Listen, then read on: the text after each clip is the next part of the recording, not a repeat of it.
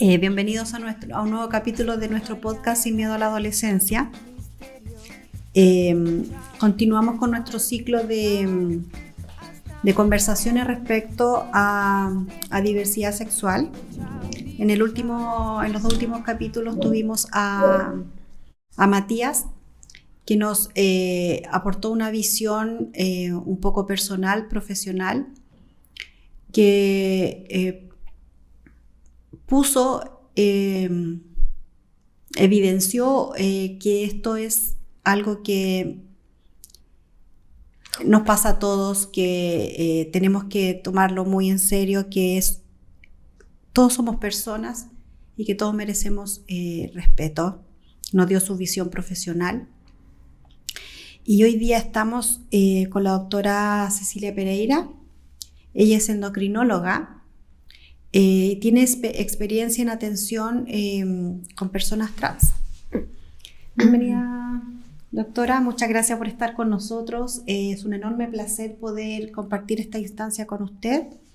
Y también nos acompaña Carolina, que es médica, nuestro CEFAM, que también ha estado apoyándonos en este ciclo de sesiones y de encuentros en relación a la diversidad sexual.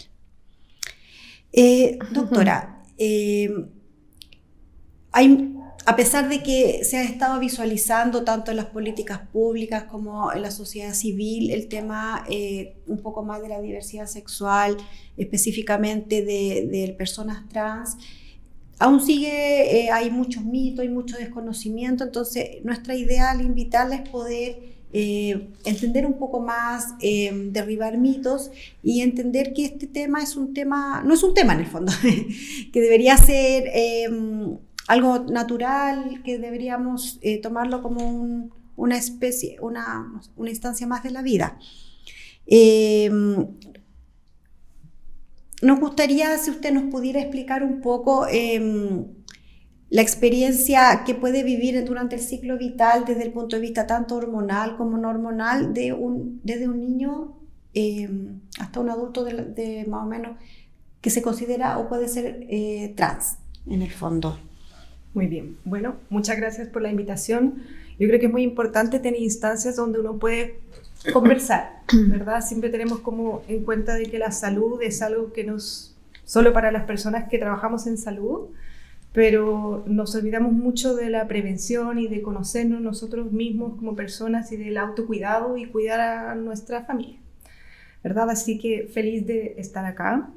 Y la terapia hormonal en sí, nosotros producimos hormonas en nuestro cuerpo desde que nacemos.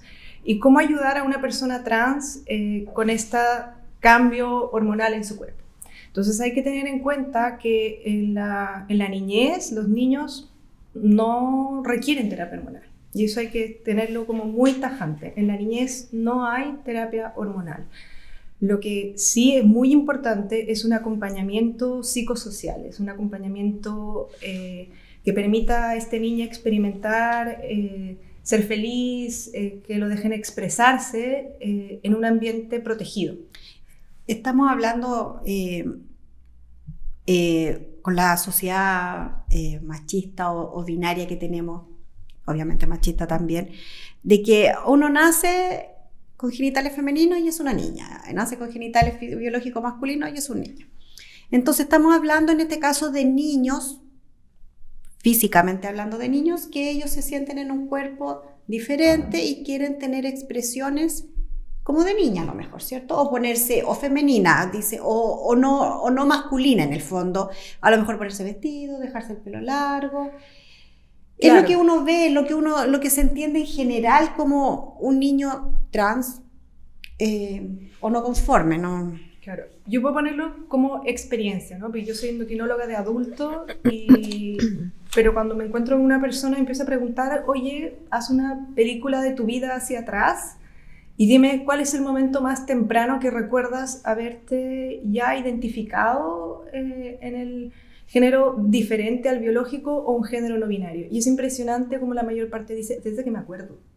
Desde que tengo 5 años, desde que tengo 6 años, y claro, siempre van asociando y tenemos esta idea de asociar a roles y expresiones con la identidad.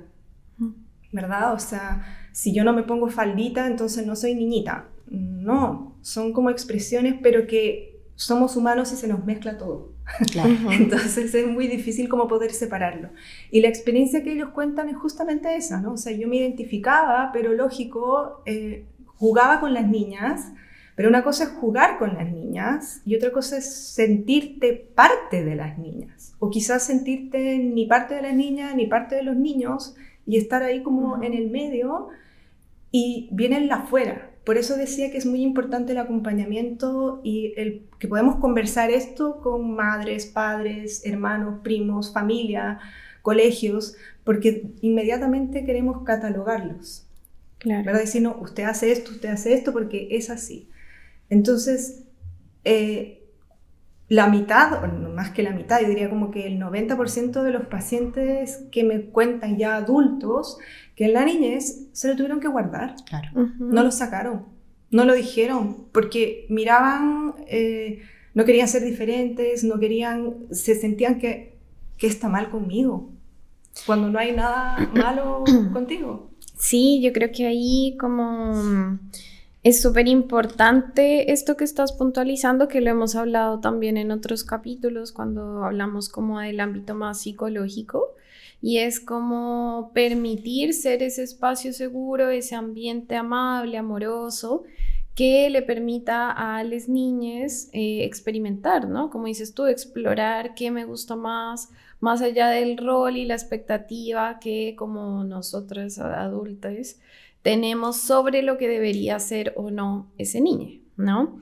Estaba pensando ahí como una cosita antes de que sigas, que justo el 14 de julio fue el Día de la Visibilidad No Binaria. Y como esto también nos muestra que personas no binarias, o sea, que no se encasillan ni en el género femenino ni masculino, o que transitan entre las dos y que tienen expresiones de género como no binarias, han existido desde siempre, ¿sí? Como desde los pueblos originarios. Y como a raíz de todo el proceso como de colonización, eso se va encajando en femenino y masculino. Pero también como poniendo que esta exploración que se da en la niñez es algo también que ha estado siempre en la humanidad, ¿no? Que estos roles de género son más sociales. Absolutamente. Me gustaría hacer una analogía, deteniéndome un poquito en esto, porque creo que apelar a que eliminemos estos paradigmas, estos encasillamientos de las personas, si es normal, si no es normal, si es hombre, si es mujer, nos va a ayudar a todos a tener una mejor salud comunitaria. Quería hacer la analogía de las personas zurdas. Antes a las personas zurdas, a los niños zurdos se les amarraba la mano para que aprendieran a escribir con la mano derecha, porque pensaban que no eran normales porque la mayoría de las personas eran diestras y que los zurdos se salían de la norma. Entonces, ¿qué pasa ahora?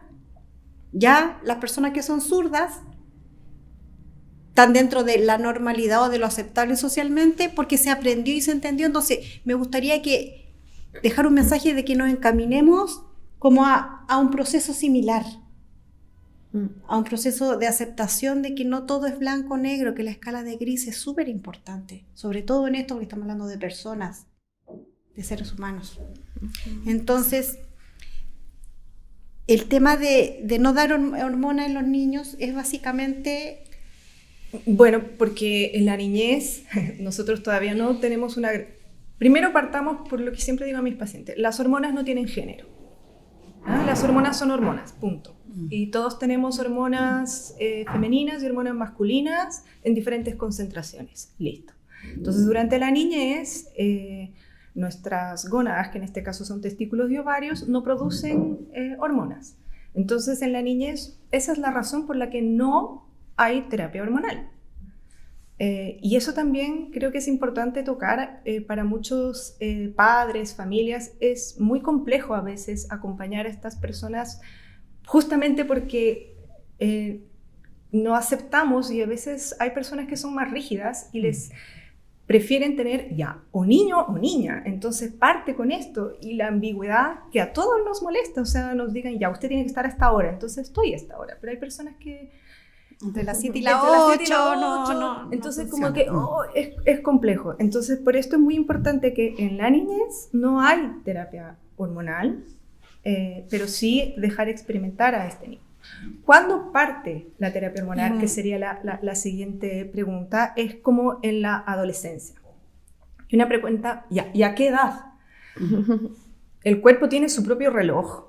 El cuerpo es biológico y la edad en que parte la pubertad es muy variable. Sí. Hay niñas que les llega la regla a los 9 años y hay otras que les llega a los 15. Y en los niños hay un desarrollo y un crecimiento del testículo que también es progresivo y se va empezando a liberar hormonas progresivamente. Es en ese momento en que entra el rol como de partir la terapia hormonal, ¿ya? Y con lo primero que uno parte es con un medicamento que es bloqueador de la terapia hormonal, o sea, que bloquea este desarrollo o que el testículo empiece a funcionar o que el ovario empiece a funcionar. Me gustaría así como un poquito, no sé si aclarar es la palabra, pero en el fondo es cuando empieza la pubertad el desarrollo físico y la niña empieza con el desarrollo mamario. Exacto. Y en los niños con el desarrollo testicular. Exacto. Entonces, la idea es que no llegara a un desarrollo como mamario completo o a un desarrollo testicular completo. Exacto. Es que es como, perdón, como para ponerlo quizá más gráfico, yo lo entiendo como parar ahí para tener una corporalidad que no esté demasiado como o feminizada o masculinizada. Entonces como que detienes ahí un poco, como entre comillas, para que la persona tenga la opción de después decidir un poco qué es lo que le gustaría, como hacia qué le gustaría irse, que ahí yo creo que sí nos va después a explicar, que no tiene que ser tan extremo, ¿no? No tiene que ser una decisión de, ay, ya sí, me quiero masculinizar o me quiero feminizar, pero tener la opción, ¿no? Como parar un poquito ahí el reloj biológico para poder pensarlo. Siento yo que es un poco eso. Ahora, si uno lo puede traer y uno que se entiende, ¿no? Que uno dice, pero ¿cómo voy a parar un desarrollo, etcétera? Bueno, nosotros hemos utilizado en endocrino por mucho tiempo esto, por ejemplo, para personas que sí les llega la pubertad en una edad más temprana y que van a tener una talla baja. Uh-huh. Entonces, obviamente, cuando esto sucede, uno estudia si es que no hay alguna enfermedad que está ocasionando esto y si no existe, que a veces son idiopáticas, es decir, que ¡pum!, aparecen solas. Entonces nosotros tenemos experiencia y de ahí se sacó esta terapia, digamos, como para poder evaluar, porque en la adolescencia es un periodo de experimentar, de conocerse, de autoconocerse, de conocer quién soy. Entonces, si tengo a una persona que ya tiene como una identidad diversa y se van apareciendo cambios corporales que pueden causarle mucha molestia y que pueden incomodarle en la vida, como decía Carolina, el que uno da este stop permite a este adolescente experimentar, autoconocerse y ver qué es lo que quiere. Porque hay que tenerlo bien claro de que el frenar la pubertad tiene la ventaja de que es totalmente reversible. Es decir, que si el adolescente después se da cuenta que puede vivir su identidad de otra manera y que no necesita cambios corporales, suspende esta inyección y vuelve con el ciclo que tenía, como el desarrollo que tenía previamente.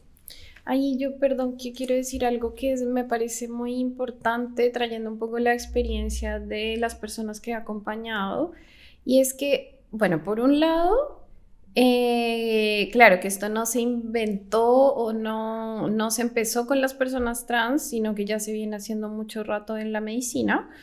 Y por otro lado es como darle la oportunidad de que tu cuerpo no vaya más rápido que tú, como lo he escuchado.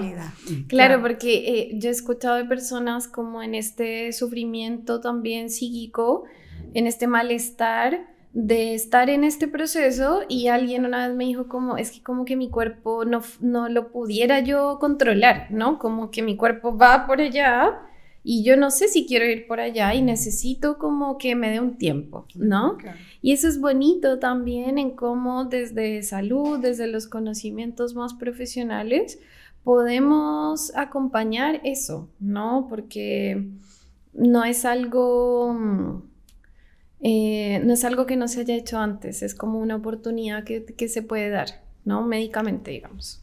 Es súper importante tomar estos conocimientos científicos para ayudar en lo que ha estado súper abandonado en el fondo en cuanto a medicina, que es lo que tú decías, la parte emocional, la parte de hábitos, porque en general hasta hace no muchos años uno tomaba la medicina como el órgano, la parte del cuerpo era así. Entonces el poder darle una pausa a las personas para lo que sea, en cualquier momento, para poder detenerse y mirar, te ayuda mucho a estar bien. Y entender que no todos somos iguales, a no todos les pasa lo mismo al mismo tiempo, y a lo mejor uno, como tú decías, uno a lo mejor va a querer mantener la terapia, otras personas a lo mejor no, o van a retroceder. Entonces es súper importante que cada uno entienda su individualidad y que nosotros también entendamos que todos somos diferentes. Claro, y ahí también va mucho el escuchar, ¿no? O sea, nosotros como equipo de salud, que yo hablo de este lado, ¿no? O sea, de equipo de salud, de quien acompaña a esta persona, que igual ha sido como un viaje personal, de justamente aceptar, ¿no? Porque como médicos típico que dicen, ya, ¿quién es el doctor? Si yo soy el doctor y usted tome esto y haga esto, pero tiene una razón de ser. Entonces, es por un lado escuchar qué es lo que quiere la persona, y a los adolescentes también, ¿no? Porque cuando me llegan adolescentes a la consulta, no viene el adolescente solo, viene acompañado de la familia. Entonces a veces vienen acompañados de miedos que no son del adolescente, son miedos de los padres. Entonces ahí es como aprender a escuchar y también a tomar decisiones en conjunto, ¿no? O sea, en decisiones con, en este caso el adolescente, y con los pares.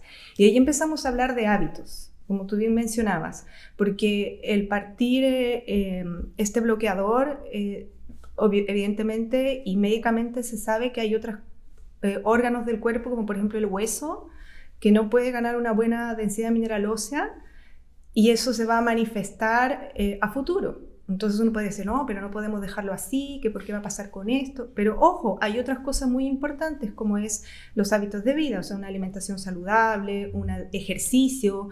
Si son adolescentes que están deprimidos porque no se sienten comprendidos, se sienten cuestionados, yo no voy a salir. Si no me gusta mi cuerpo, ¿cómo voy a salir a hacer ejercicio? Entonces típico que la mamá dice, no, pero vaya a la piscina. Pero mamá, no quiero mostrar las pechugas, no quiero ponerme traje de baño. Entonces es como ir viendo cosas que nosotros como profesionales de salud lo decimos, pero no hay espacios tampoco que sean adecuados para que esta persona haga ejercicio, por ejemplo.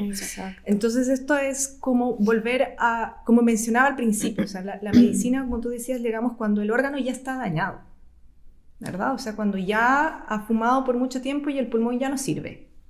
Entonces la idea es que eso no vaya a suceder.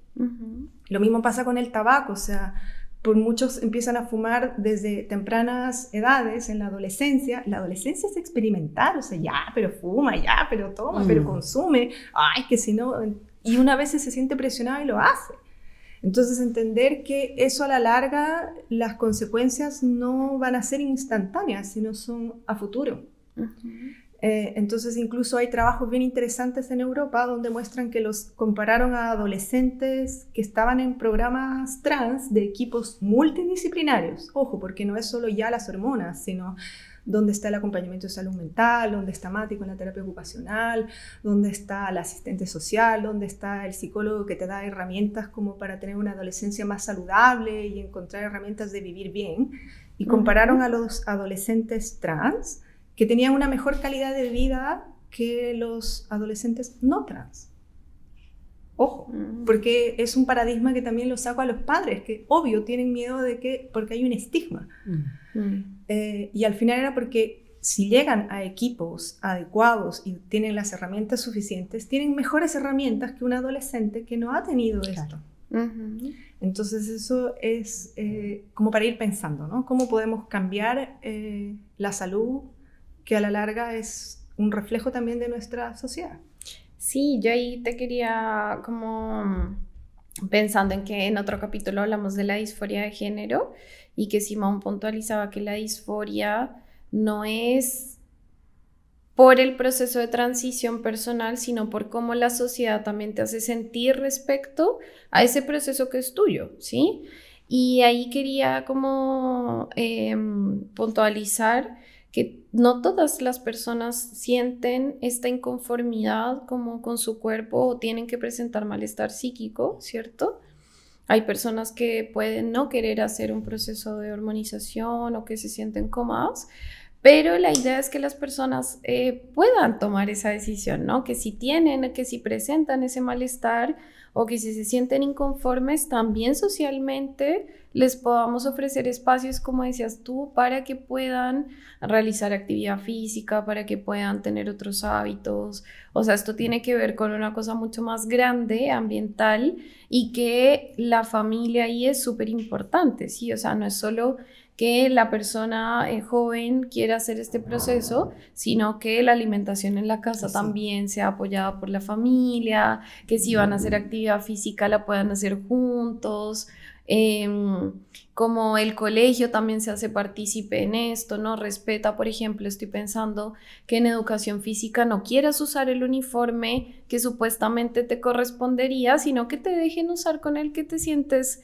cómodo para que puedas aprovechar ese espacio, ¿no? Como ahí también lo educativo cumple un rol súper importante.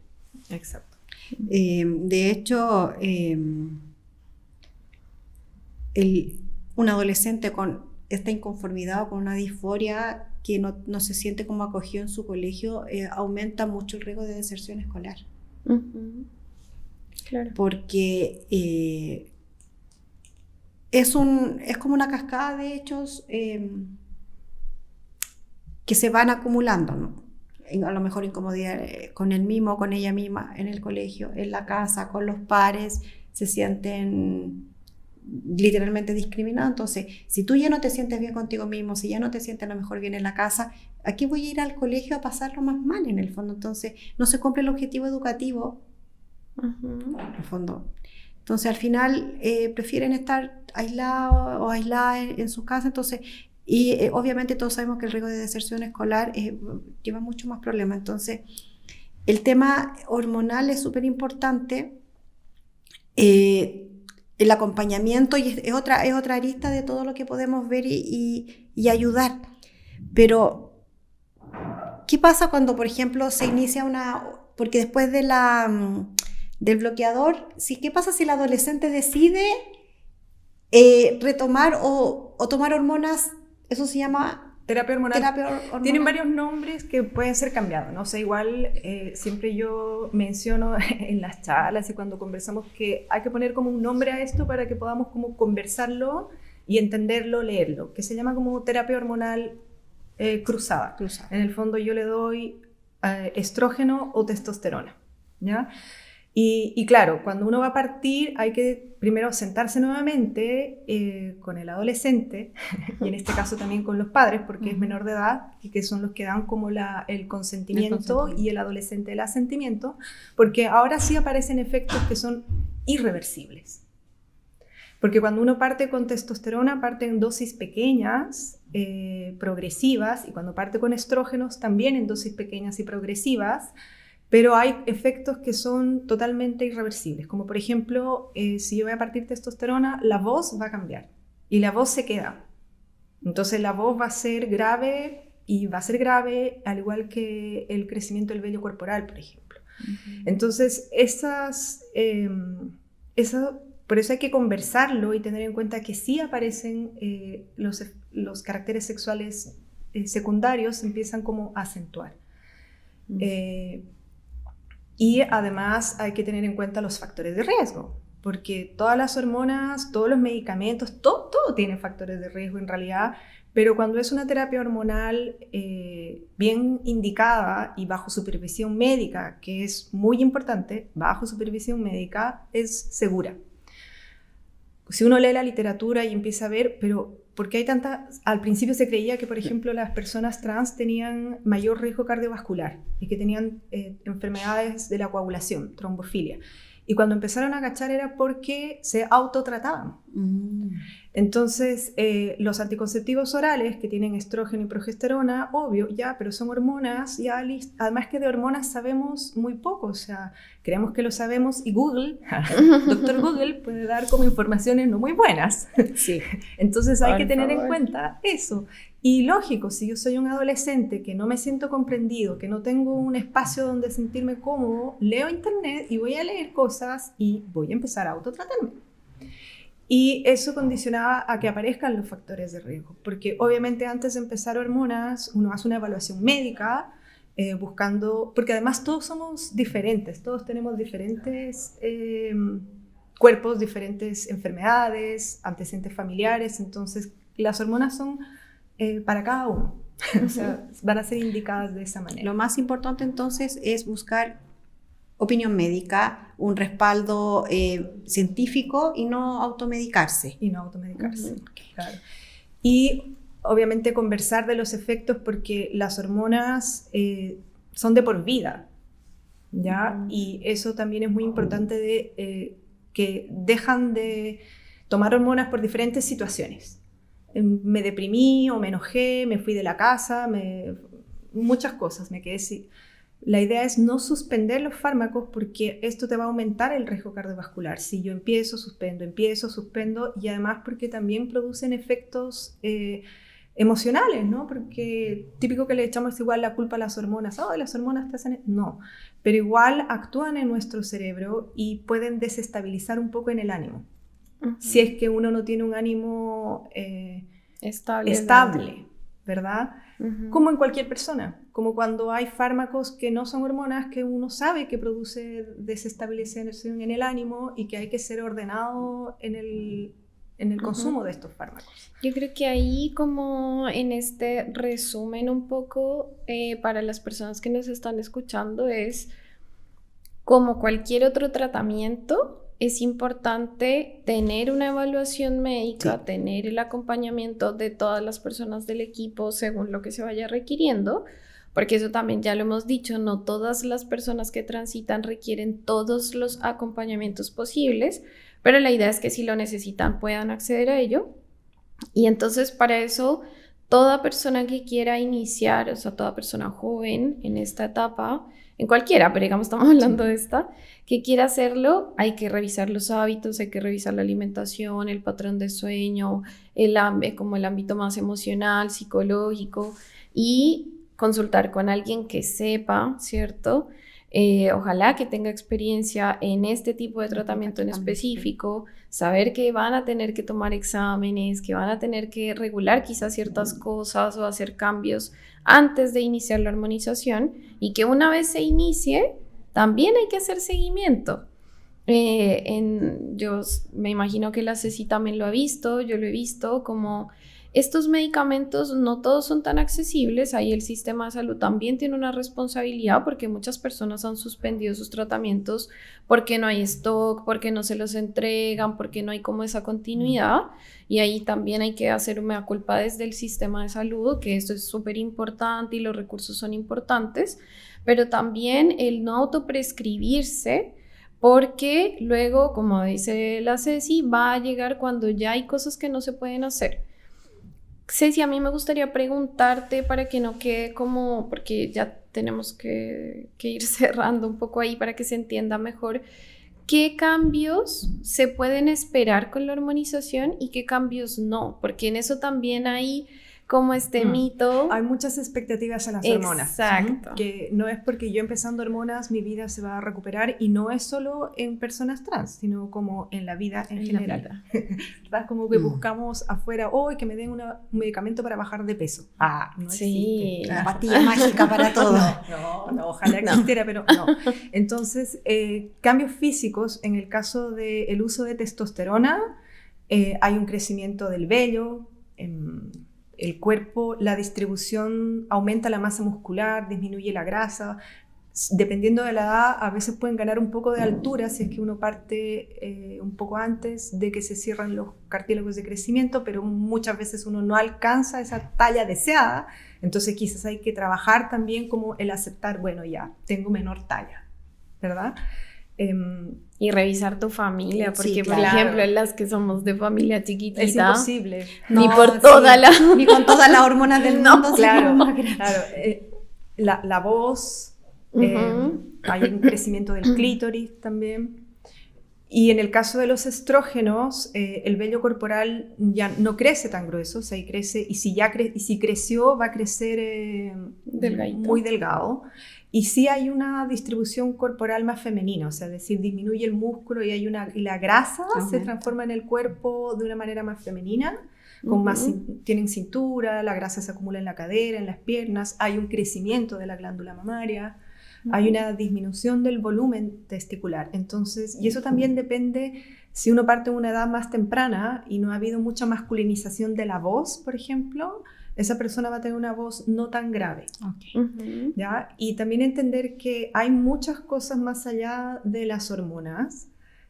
Hay terapias de feminización facial, hay terapias de voz, y también entender la genitalidad, ¿verdad? O sea, a veces, ya, pero ¿quieres? Entonces hay que operarse los genitales. No, hay personas que no tienen conflicto, no tienen disforia con sus genitales, entonces no tienen por qué someterse a otros procedimientos quirúrgicos que no son necesarios, ¿verdad? Ujú. Entonces, como mencionaba al principio, esto es una comunicación y un trabajo en equipo, ¿no? No solo es el endocrino, no solo es el psicólogo, no, somos todos los que tenemos que acompañar y aprender de todos. Ujú. Y ahí, perdona, yo quiero decirle esto a los adolescentes que nos escuchan, y es que no le deben ni masculinidad ni feminidad a nadie, no le deben nada a nadie, como sean y vivan su corporalidad y su transición como les sea más cómodo, y como hay estas presiones de encajar o de hacer o no hacer, y como que lo puedan decidir libremente. Solo se deben a ellos mismos. Sí, hay Respetarse, quererse y aceptarse, porque también parte por eso. Ujú. Todos somos diferentes, todos somos importantes y todos somos necesarios. Bueno, el tema da para mucho. Creo que podríamos estar mucho tiempo acá. Esperamos haber podido aportar a las personas que nos escuchan. Y muchas gracias, Cecilia, por tu acompañamiento, por tu explicación tan clara y un aporte invaluable. Así que nos vemos en la próxima. Hasta luego. Que estén bien. Gracias, que estén muy bien. Adiós. Adiós. Misterio, digo chao.